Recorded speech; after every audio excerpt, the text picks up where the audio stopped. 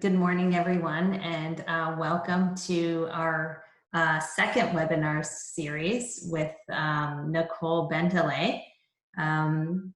First of all, I just want to introduce myself for those of you who don't know me. I'm Sandra Romelli, and I'm the Director of Organizational Development here at Hamilton Health Sciences. So we are completely thrilled that you have taken time out of your day to join us. And before I begin, I want to start with a huge thank you. Thank you for everything that you do. Thank you for what you have done, and thank you for what you continue to do. Your dedication and commitment not only to our patients, but to our staff is unwavering. So when we thought about bringing resilience support to leaders, we recognize that as leaders, we often forget to care about ourselves. So this next hour is your chance to unplug from work and focus on the self in leadership. Before we move to the main agenda, I'm hoping just to kind of cover a couple of things so that you're aware. So if Nicole, if you could flip the slides, that'd be great. So just so you're aware for you and your staff, if you haven't seen this before, really quickly, there are a bunch of resources and tools for you to bring to your teams. There's a resilience toolkit, there's a resilience support team that comes out to units to support you, and then there's a COPE line. And today's webinar is really focused under the leadership support bucket. The leadership support has three areas. The coaching, so if you're interested in coaching and think that would be of value to you, you can always reach out to leadership@coaching@hhs.ca. We have these leadership webinars. And lastly, you would have noticed last week we launched the Leadership Learning Bites, which again will be a follow-up. It's curated leadership tips and quotes and videos. The webinar will be recorded for you to check in if you can't always make the webinar. So with that, I'm going to hand it to Ash to introduce our speaker and today's agenda. Thanks. Thanks, Sandra. So good morning, everyone, and thank you for joining our second webinar of our leadership webinar series. Before I introduce our speaker, there are a few webinar housekeeping points I'd like to highlight. The presentation will be about 45 minutes in length. All participants will be muted for the duration of the presentation. And you will notice that there is a Q&A box at the bottom of your screen, so please feel free to use this to ask any questions you may have throughout the webinar. We will also be pausing periodically to answer your questions, and there will also be time at the end of the webinar for a Q&A. You will also see a chat box at the bottom of your screen, so you can use this feature to share your thoughts and comments with one another as we move through the session. Be sure to click to all panelists and attendees so that everyone can see your comments, as we would like these webinars to be as interactive as possible. And if you know a colleague who cannot make it today, or you think someone else would enjoy this session after attending, as I said, all the webinars are being recorded and posted on our HHS YouTube page, and the link has been provided in this slide for you. As well, you'll also have access to these through our Leadership Learning Bites email, which you'll receive on May 28th. If you have any technical issues with Zoom, you can contact the help desk at extension 4300. And then at the end of today's webinar, I will be polling attendees about the best time of day to hold these webinars going forward, appreciating that we want to best be able to meet the needs of your schedule. So Nicole, if you can just flip forward, please. So our next webinar will be on June 4th at 10 a.m. Depending on the polls that we receive from you, the time may change, but more now than ever, we appreciate that leaders are having to manage multiple conflicts, difficult decision-making, assisting staff with overwhelm while balancing the need to continue to provide the best care for all.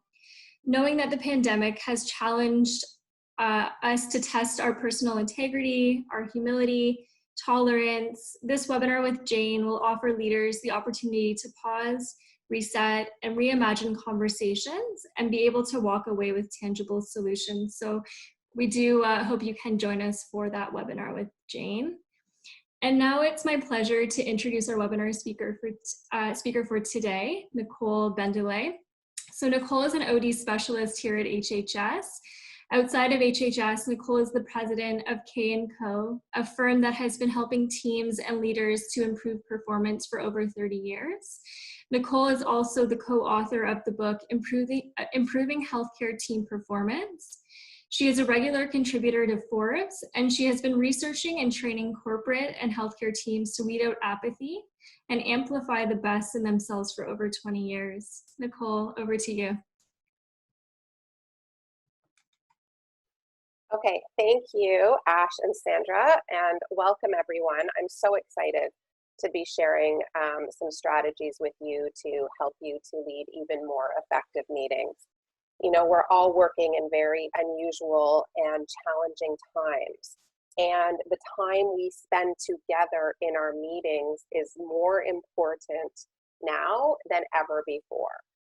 The way in which we create community in our meetings, right? The way in which we create dialogue and engage and connect to one another for the purpose of making the best decisions and hearing each other's ideas and points of view so that we can all walk away from our meetings feeling our time was well spent, feeling more connected to our team's purpose and knowing exactly what we are all responsible for doing and what our next steps are as a result of the meeting. And so effective meetings have a direct impact on the effectiveness with which you and your team members do your work outside of your meetings. So this is a really important topic to be focusing on. Now, while some of us are working remotely, we won't always be working remotely. So rest assured that everything you're gaining in this session can be applied to in-person meetings as well. This isn't just for remote team meetings, this is for meetings, period, okay? Now, before we jump into the objectives, I want to launch a quick poll with all of you to get a sense of what your biggest meeting challenges are. So I'm launching a poll right now, and it should be showing up on your screen. So select the challenge that you find is your sort of biggest issue in leading meetings, and we'll see what the results show.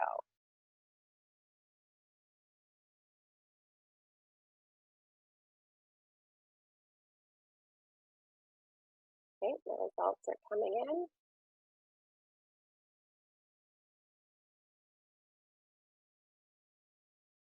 Okay, so far we are seeing, I'm going to, all right, I'm going to end the poll now. So ensuring active participation seems to be the biggest challenge, right? Followed by keeping discussion on track and focused, right? Preventing those rabbit holes from occurring.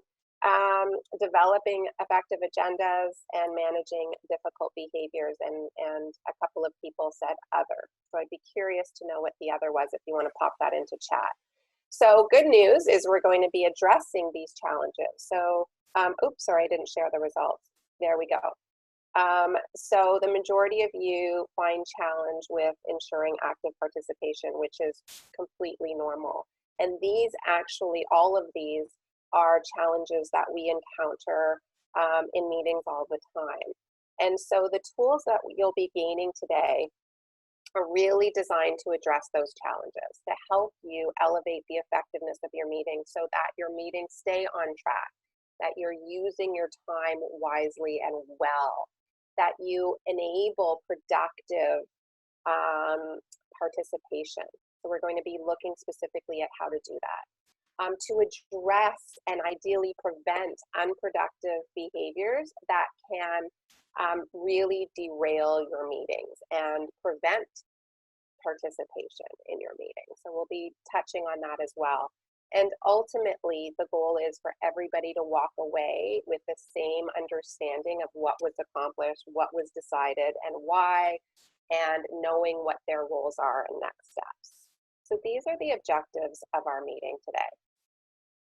Now I want to also introduce you, before we get into the content of this session, introduce you to a new complimentary self-paced e-course that the Center for People Development is offering you.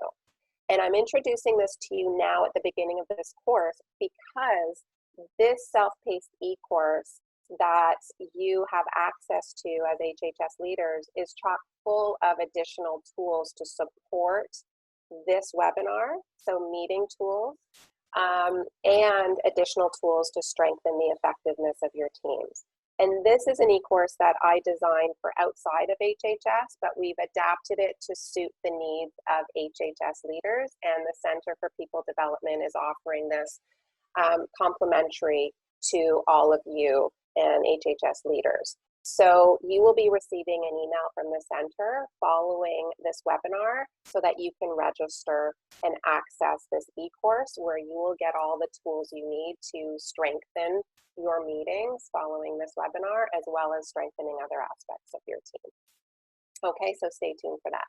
So let's jump into this.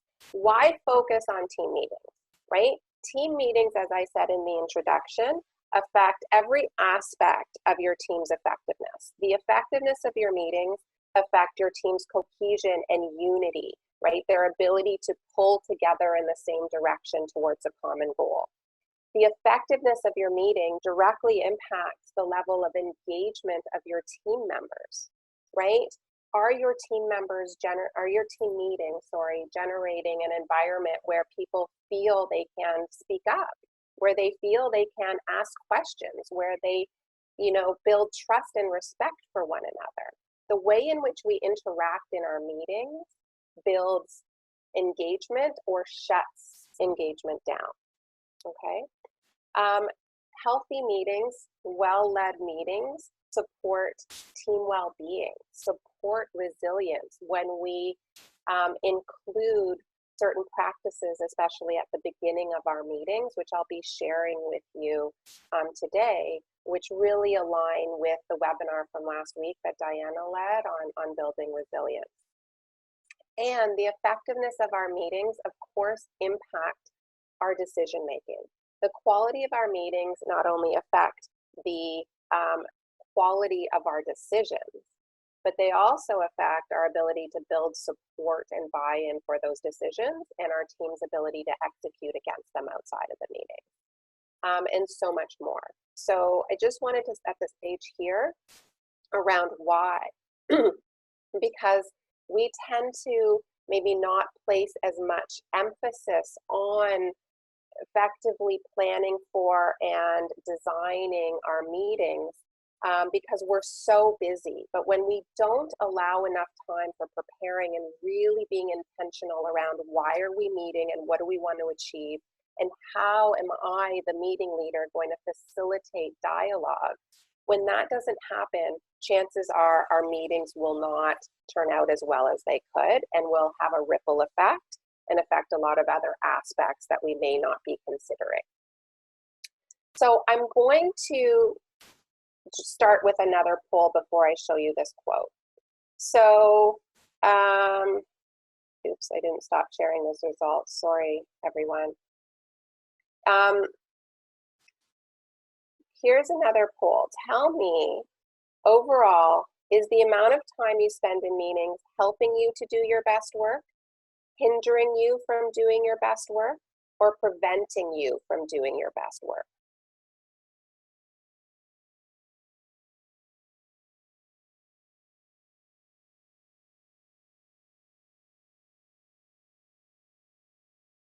Okay, I'm going to stop it in a second.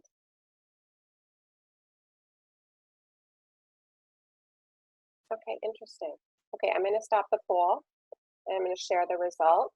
So this is interesting. So 36% of you, I'm really happy to hear this, that overall the amount of time you spend in meetings is helping you to do your best work.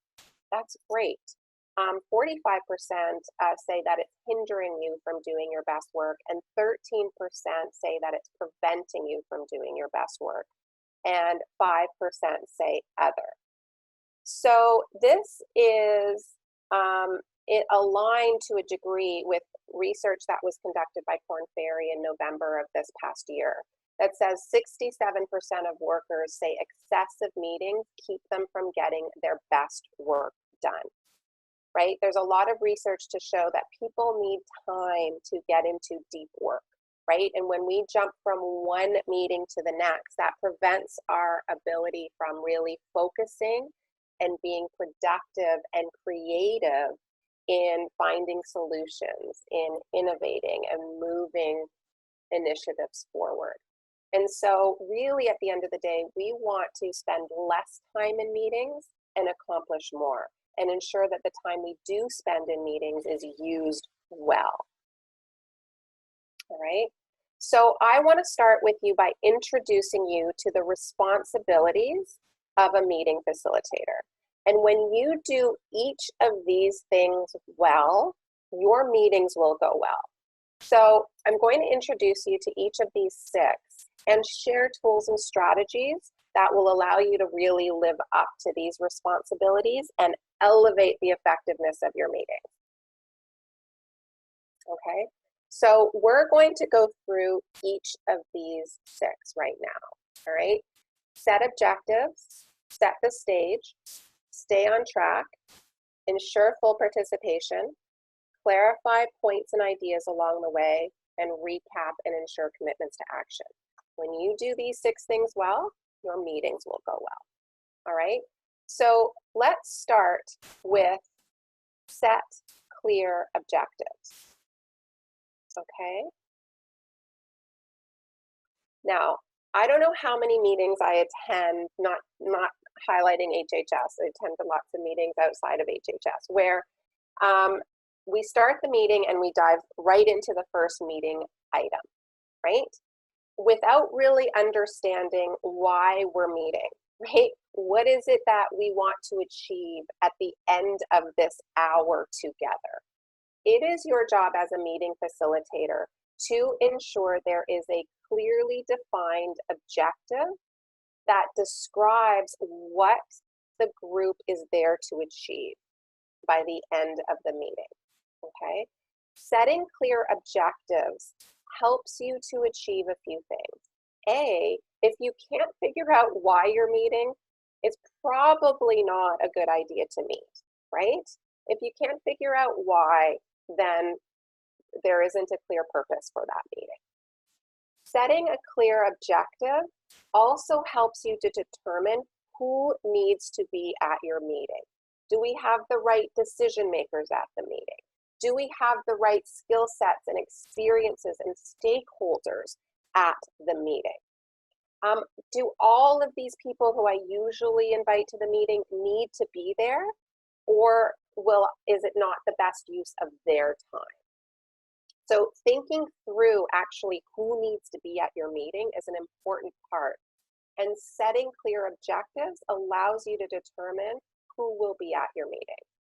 Also, having a clear objective for your meeting helps you determine what items, what topics, what discussion, ideas and items do you need to be focusing on? Because so many times we end up in meetings where we've got a list of items that we don't get through. Maybe we get through the first 2.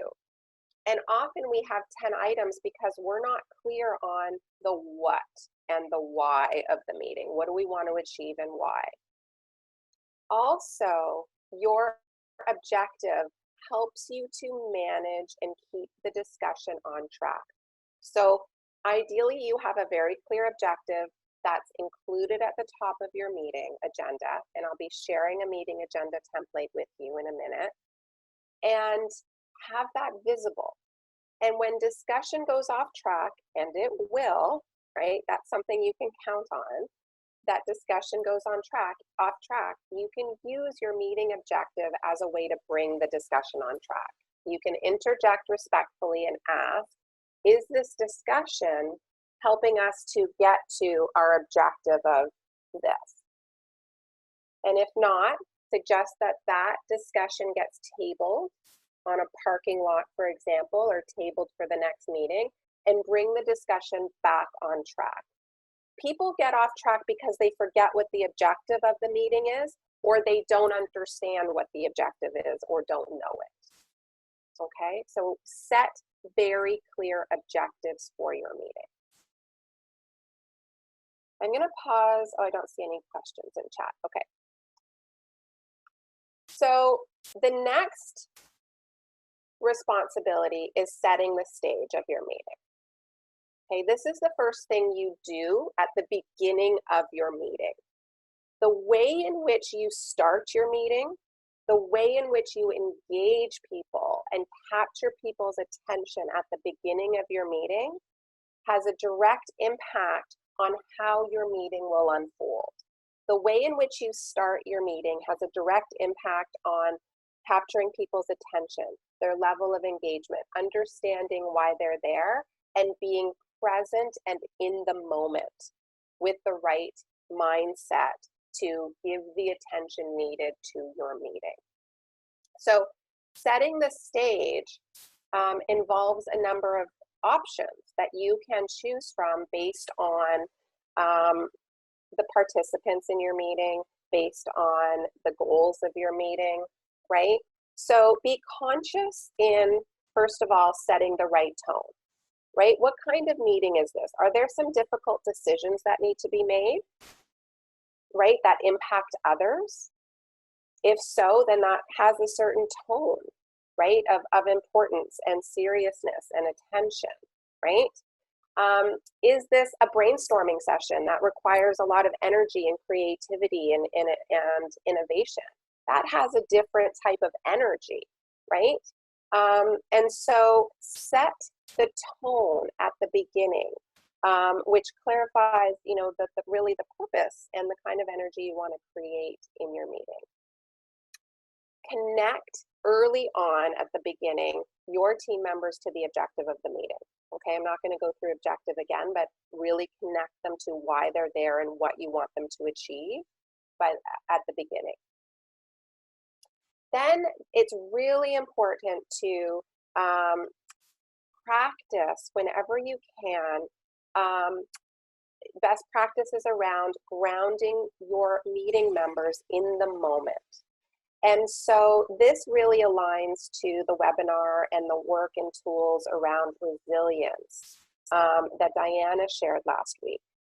And you'll be getting in the Learning Bites email next week practices and steps to use at the beginning of your meetings to really ground your people in the moment and prepare them for the meeting in a positive way. So there are a number of ways you can do that. You can start your meeting with what we call a soft landing. And this is simply inviting your team members or your meeting members to share one word with respect to how they're feeling in that moment. This allows you to take a temperature check of where your meeting members are at. It shows respect and understanding for the fact that we may all be in different places right now, emotionally, mentally, physically, and that it allows for understanding and compassion for where people are at in that moment. And it also communicates that it's important to know and hear from one another around where we're at. The point of a soft landing is not to dive into why people are feeling a certain way or fixing or helping somebody. It's simply to acknowledge and allow people to feel heard. Incorporating a mindfulness practice using pause, reset, and nourish at the beginning is also really helpful.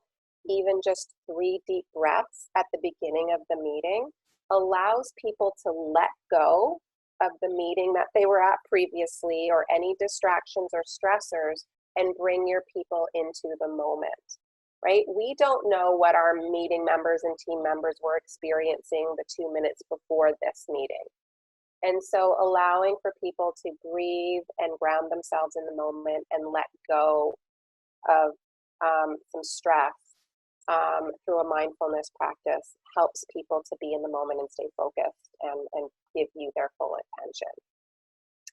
Another great way to start your meeting is simply acknowledging the work of your group, acknowledging your team members and showing gratitude for the impact that they're having on those that you serve, right? And beginning with a moment of gratitude and appreciation. Also reminding, sometimes when we have,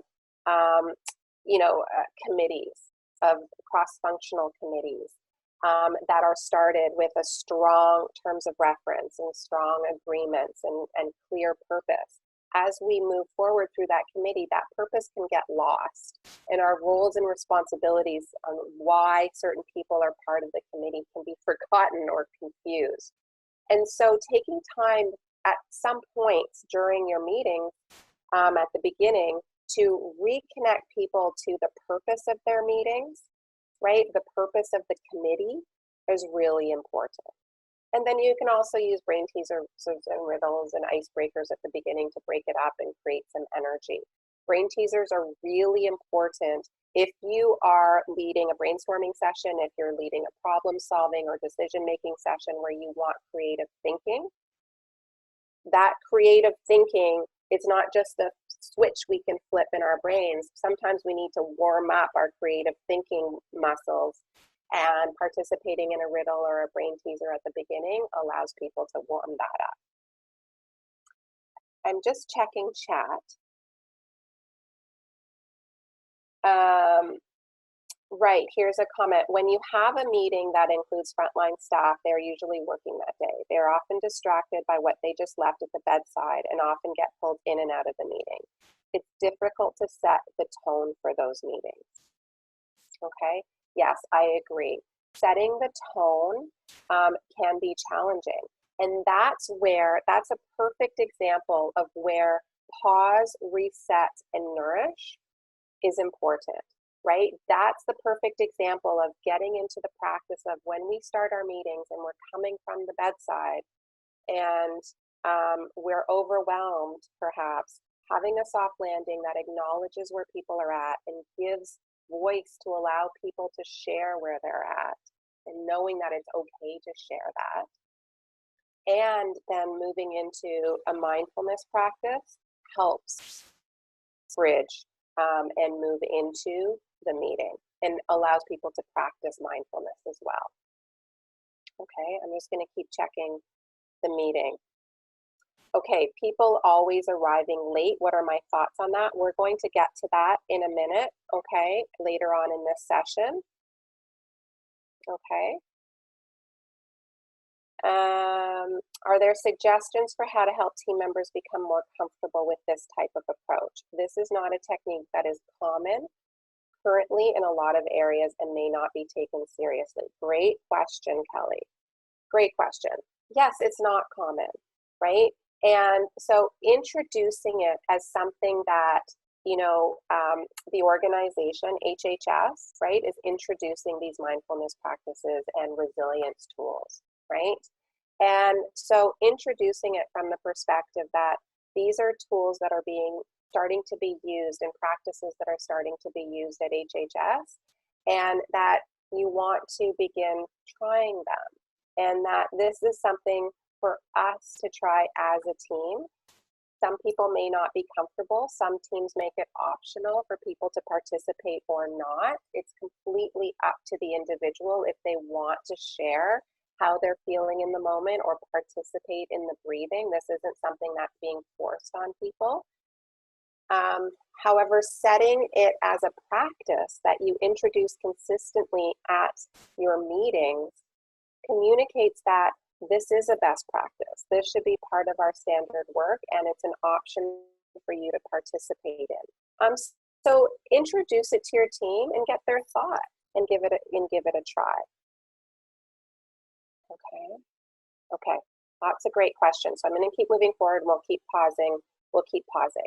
Also, feel free to pop into chat any ideas that you have to support the questions that your peers are having in chat. So feel free to offer suggestions as well, okay? Now, your next responsibility is to stay on track, which means topic and time, okay? So in order to do that, you need a strong agenda. And actually, I'm going to take that away for a second. Usually the agendas that I see are a list of items, right, that we need to get through. So I'm going to show you an agenda that we're including in some best practice work for leading meetings at HHS that we've also shared through our Leading High Performance Teams workshop through the center. So this agenda is currently being used by some leaders at HHS, and we've had great feedback. So this is a different kind of agenda that will allow you to keep your discussion on track, that will ensure that you have the right people at the table, that will ensure you have clear objectives, and that people are walking away with the same expectations. So you'll see here that this has more items, more pieces to it than your standard agenda. It will take a little bit more time, but it's far more effective. I'm going to walk you through it.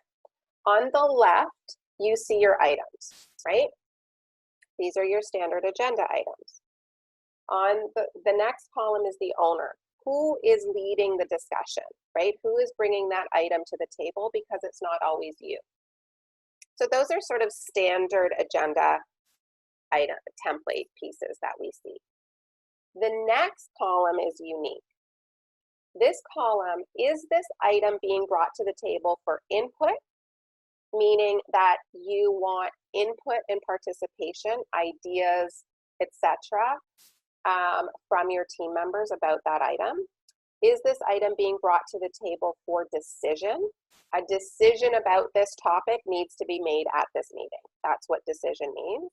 Or is this item being brought to the table for information, meaning that the item owner is sharing an update, is providing information to the meeting members? Okay, this column is essential. This column does a few things for you and your meeting members.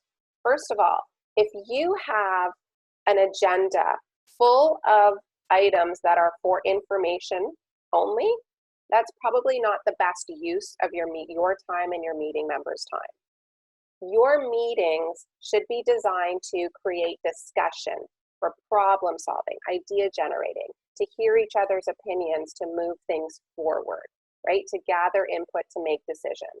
Yes, at times it's really important, of course, to provide updates so that we are on the same page with where each team member is at, absolutely. But when we have a whole agenda of just updates, ask yourself, is there a different way we can communicate this information? All right. If it's for input, then think about the kind of input you need and what you need your team members to come prepared to do or to share, like you see in that one column, come prepared to share 2 ideas on how to implement this change, right, for example. And for decision, if it's for decision, who needs to be at this table to make the decision? Do we have the decision makers at the table? Do we have all the stakeholders there?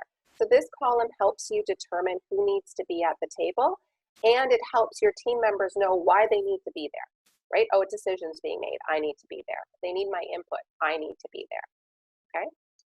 Then the objective, right? You see that this template allows you to have a clear objective for each item.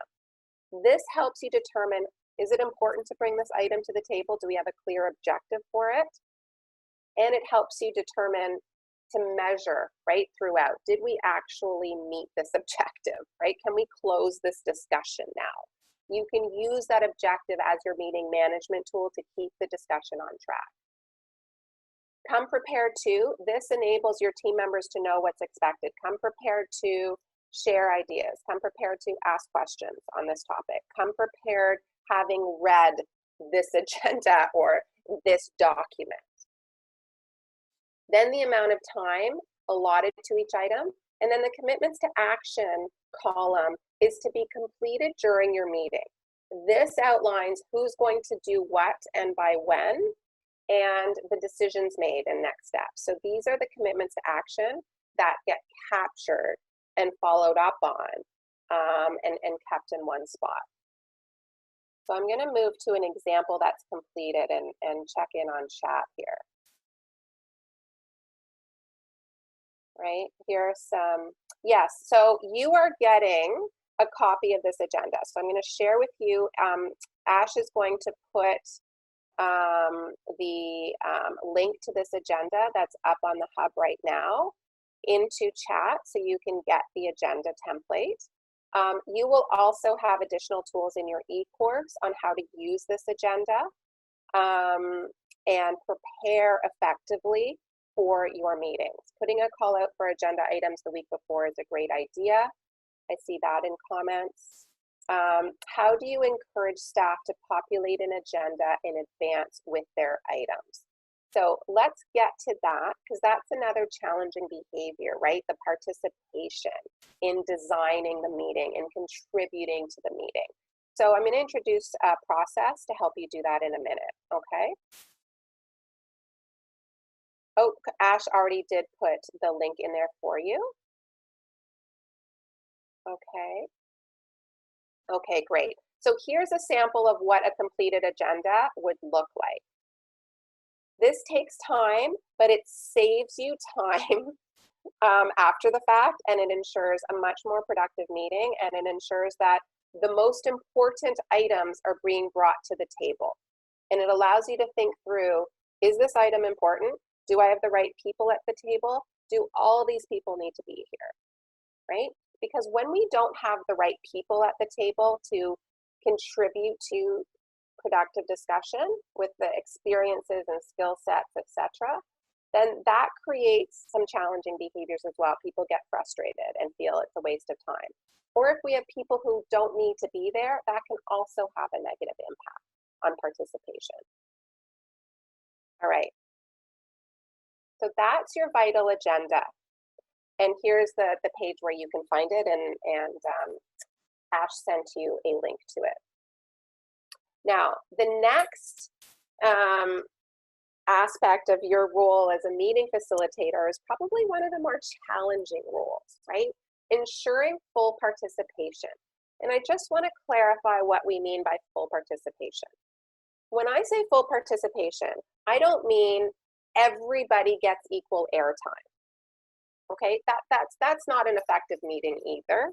And we all have different levels of comfort when it comes to participating in a meeting.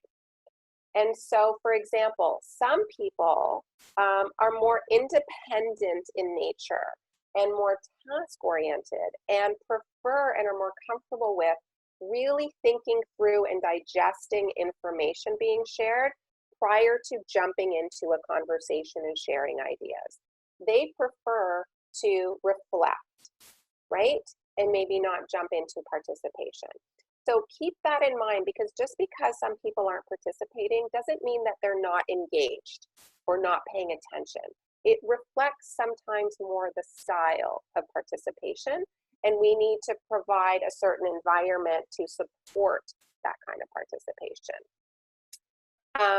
So it's not about equal airtime. What it is about is that nobody leaves your meeting with an idea they want to share, with a question they want to ask, or with a concern they want to raise, right? If people are having questions and ideas and concerns, those in the moment, they should have the opportunity to share them in the moment and feel comfortable sharing them in the moment, as opposed to saving it, talking about it at the side of the desk after the meeting and creating some spinning and off-track discussion that could have happened in the meeting. So how do we go about doing that, right? Your agenda template will help do that, right? Will help ensure people know what's expected of them and to prepare for the participation, right? Set expectations early on. Have a conversation with your team around what should participation look like in our team meetings, right? The effectiveness of our meetings is a shared responsibility. It's everybody's job to ensure a productive, effective meeting. And so simply ask your team members, what do they need in order to participate in your meetings more effectively, right? And I'm actually going to share another tool with you about this in a second. We're getting there on how to enable participation. But something to keep in mind: the ability for team members to feel comfortable and have the desire to participate in your meetings and be vocal and be vulnerable and ask questions is directly impacted by the climate of your team outside of your team meeting.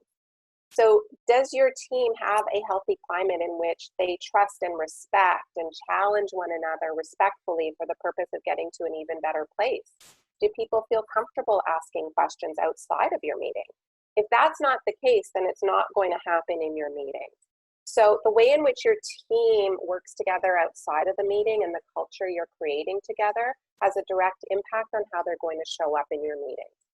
So if generating participation, if people aren't feeling comfortable or safe to participate, that is an indication that some work needs to be done on building team effectiveness and rebuilding some trust and respect and some psychological safety and resilience. Okay, so let's look at a tool that you can use to really promote and encourage productive behaviors that support participation. And these are called meeting agreements. And those of you who participated in the Leading High Performing Teams workshop will be familiar with team agreements. So these are very similar to that, but designed specifically for your meetings. And in the e-course, there's an entire module on how to develop meeting agreements. So I'll walk you through this with more time. So if you want more details on how to develop these, you'll find them in your e-course, okay? So meeting agreements are basically your meeting power tool as a facilitator. Meeting agreements help to prevent unproductive behaviors from popping up into your meetings. And most importantly, when you develop meeting agreements with your team, they engage your team members in identifying what are those behaviors and practices that need to show up in our meetings to have an even better meeting experience together. So meeting agreements are defined, developed by your meeting members. These aren't a set of standard rules that apply to every team or every committee, right? We agree to show up on time and prepared. We agree to turn off our phones. We agree to pay attention.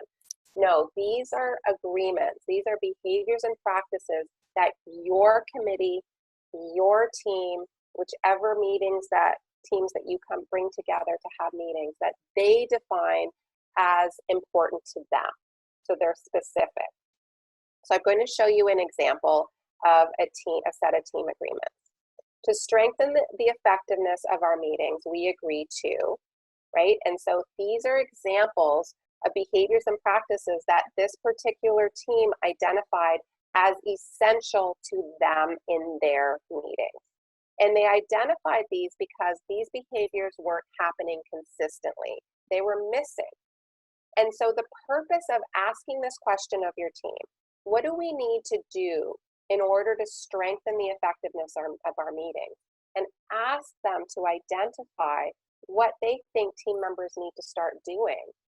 And coming to agreement on a list of no more than 5 to 7, those behaviors and practices that people need to start owning and showing up in, helps to move your meetings forward, help to communicate that these are really important to us, helps to clarify expectations and get everybody on the same page. So you'll see here some examples, right? We agree to ask questions and share concerns and ideas in the meeting when we have them, right? This was raised by this team because there was a lot of chatter happening after the meeting because people weren't speaking up in the meeting. So this agreement addressed that. This was actually a cross-functional committee with people from different departments sitting on the committee. And it was observed that, you know what, we can get stuck in what's best for my program or what's best for my team versus what's best for the overall committee, right? So we agree to wear our committee hat or our team hat and not our individual hat. We need to stay committed to the goals and the purpose of the committee and what we're here to do versus what's in my best interest or my team's best interest outside of this committee. We agree to demonstrate respect for differing opinions, right? So it was acknowledged that, you know what, we need to be able to ask questions and share ideas. But what's preventing us is that we don't feel we're being listened to, or we talk over each other. And when somebody shares an idea, we don't explore it. So I feel, why bother? So this agreement was raised as, okay, we need to show better respect for differing opinions. And to do that, we're going to listen to each other and explore each other's ideas. That way we'll feel more ready to be able to ask questions and share ideas, right? We also agreed, this team agreed, that keeping the discussion on track is not just the meeting leader's responsibility, it's everybody's responsibility. And they agreed they needed to come prepared to participate, because people were just showing up and asking questions that were covered in the pre-reading, and so that was sort of some wasting time for them. So they agreed to come prepared. Now, your agreements for your team are going to look differently. They're going to look different, right? Depending on the needs of your team members. So meeting agreements do a number of things. They allow participants the opportunity to consider what are those behaviors that are productive that need to start showing up. By introducing meeting agreements and asking your team members, what do we need to start doing differently to have better meetings, creates space and permission for the opportunity to identify what we need to do differently, what's working, what's not, right? It also clarifies what we need from one another. You know, if I'm not comfortable participating, this is what I need from my team members in order to show up and participate. Okay. Meeting agreements also create guidelines for you to lead the group. So meeting agreements only work when they're used. So keep them on your meeting agenda, refer to them. If you notice that people actually have stopped coming prepared, and that's one of the meeting agreements, you can refer to it and say, hey, just want to remind you that we agreed to come prepared, and I'm noticing that we're falling back on that commitment, that we're not living up to it consistently. Is that something we can recommit to? So you can use your meeting agreements to acknowledge and point out unproductive behaviors without singling a single person out, just by reminding people of what we agreed to and noticing what you're noticing, right? Okay, I'm just going to check in on chat here. Okay, Ash, are there any questions that we should pause and address right now? No, I don't see anything in the chat box, although there is a raised hand from Karen Bendaly. So perhaps we will just allow Karen to speak for a moment. Okay. Go ahead, Karen. I think, Karen, you just have to unmute yourself.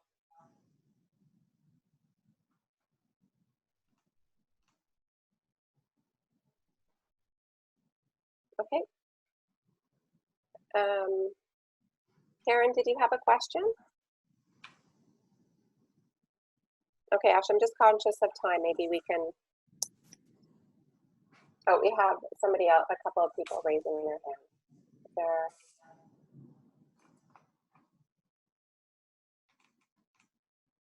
Okay, Ash, I'm going to move forward, and then maybe we can just ask questions at the end. Okay. So for meeting agreements to work, they must be developed by the group. This isn't something that you come to your group with a list of, here's what I think you all should do to have, so that we have better meetings. These ideas need to come from your group.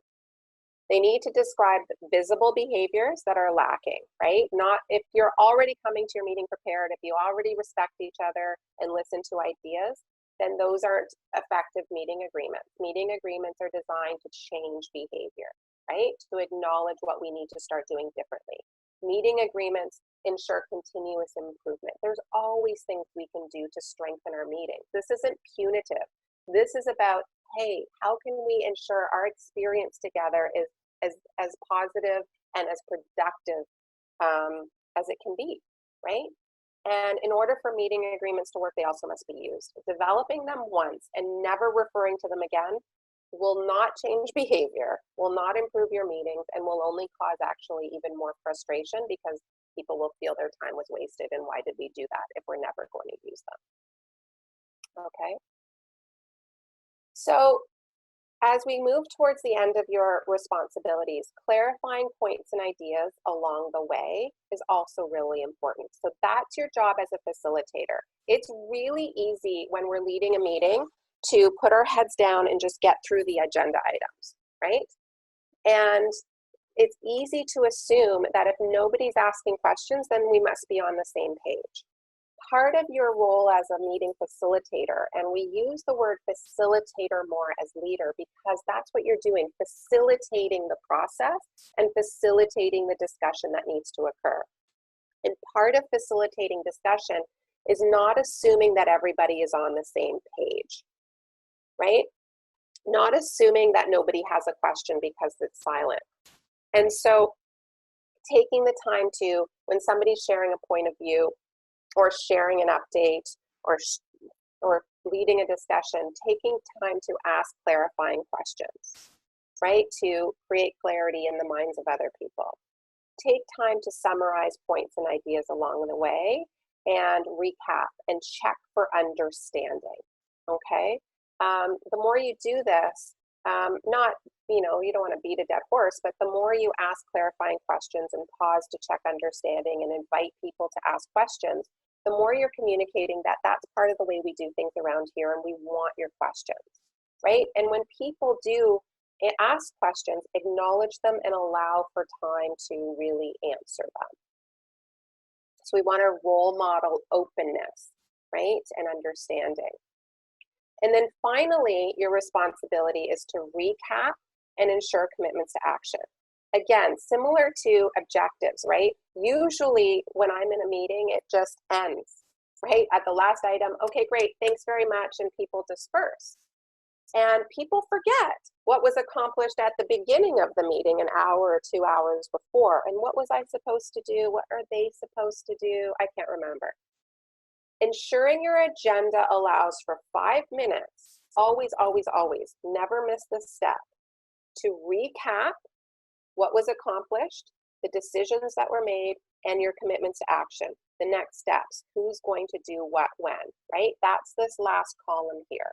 This ensures a few things. People leave on the same page. People know what's expected of them and their colleagues, so they're more likely to follow through. And people walk away with a sense of accomplishment, right? Because you're recapping how their meeting was spent, how their time was spent, and what was actually accomplished, and recognizing that accomplishment and thanking people for their time. So that's a really, really important next step.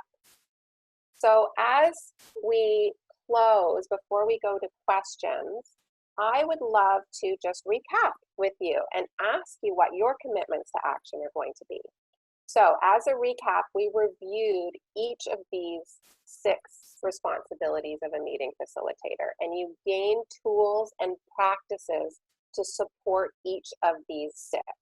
And you also have additional tools within the e-course to build upon this webinar.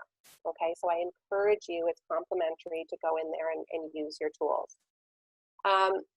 Your meeting agreements are probably, your meeting agreements and your agenda are your 2 most powerful, impactful tools that you have at your disposal, as well as your resilience practices. Okay, so I encourage you to really look at ways to incorporate resilience practices into your meetings, especially at the beginning. And now finally, from a commitments to action perspective, I'd love to see in the chat, if you put in just one thing you're going to try or implement as a result of this webinar. What's one thing you commit to do to improve your meeting? And pop those into the chat, and then we'll go into Q&A. So Ash, as people are putting in their commitments for everybody to see, let's go to Q&A. Can you lead the Q&A, Ash?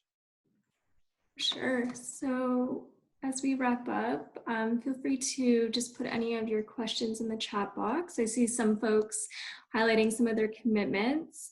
So I'm just scrolling up. Karen asked, can you use the template to embed your meeting minutes?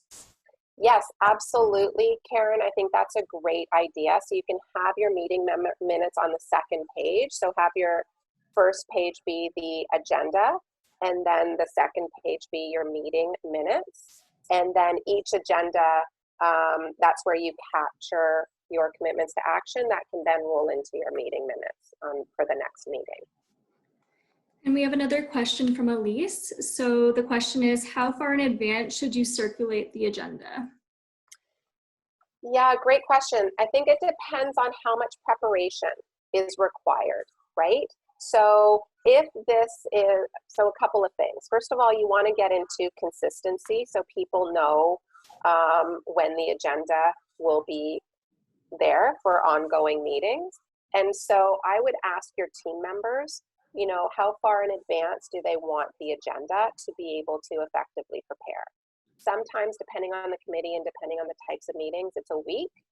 So for board members, for board meetings, for example, that I chair, that's, you know, at least a week to 2 weeks in advance to allow board members to review all of the material. So it depends on your meeting, but set the expectation up front and be consistent, okay? And ask your team members how much time. And also be clear with how much time you have to develop the agenda, right? So if they're asking for 2 weeks in advance, that may not be realistic. And so let them know what would be realistic as well. So another question from Leanne, are any of these items applicable to a huddle? Example, like daily check-in. Oh, good question. Great question. So set the stage, 100%. If there are different objectives for your huddle, like if there's a new reason that something new you really want to focus on in the huddle, I'd use that. Make sure that's clear. Certainly set the stage, set the right tone, right? If you have a 10-minute huddle, you certainly want to stay on track. You probably don't have you may not have an agenda, but it's your responsibility to try to keep people, you know, on track with the purpose of the huddle. Engage in participation. And if you need to do meeting agreements, right, for your huddles, simply ask your team the question, what would make for even more effective huddles together? What do we need to start doing differently? So I think your meeting agreements could be really effective there. Great. So in the interest of time, we'll probably take one more question and then we'll close just to respect everyone's time. And if we didn't get to your questions, feel free to email those to leadershipcoaching@hhsc.ca and we'll be happy to answer those for you. So the last question we'll take is from Andrea Frolick. How to reduce physical fatigue and pain from the long days of meetings? And how do we invite people to take care of their bodies in meetings? Oh, I love that, Andrea. That's such a great question. And I'm sure you have some really great suggestions for that. A couple of things that I'm noticing, especially with Zoom meetings, right, is scheduling meetings. If you have an hour meeting, actually try and schedule it for 50 minutes, right? So to give people 10 minutes of break before they rush to their next meeting, okay? So respect people are running from one meeting to the next, one Zoom call to the next, and maybe sitting down for long periods of time. So allow for time at the end of your meetings, shorten your meetings by 5 to 10 minutes, okay? Encourage people throughout.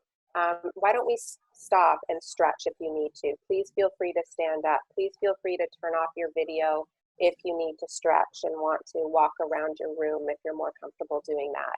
Acknowledge that we're in stressful times and unique times. And so ask your team members also what they might need in order to stay well during, you know, this time of intense meetings. So Andrea, if you have other suggestions, please pop them into chat because I'm sure you've got some great ones. That's great. So thank you so much, Nicole. Before we close out, like I said, we will launch a poll just to identify the best time for these webinars. So I'm just going to launch that now if folks can take just a moment to answer that. And then we will be sure to revise the time and days to meet your schedules. Thanks so much. Okay, so I will leave that up and I will pass it over to Sandra just to close the end of the webinar. Thank you so much, everyone, for joining, and thank you, Nicole. Okay, thanks, Nicole. That was really helpful. And looking forward to seeing everyone at our next webinar in a few weeks. Stay tuned for the Leadership Bites. And don't forget to enjoy the beautiful day we have today and hopefully this weekend. So please take time for yourselves to nourish your body, your mind, and your soul. Take care, everyone. Thanks for joining.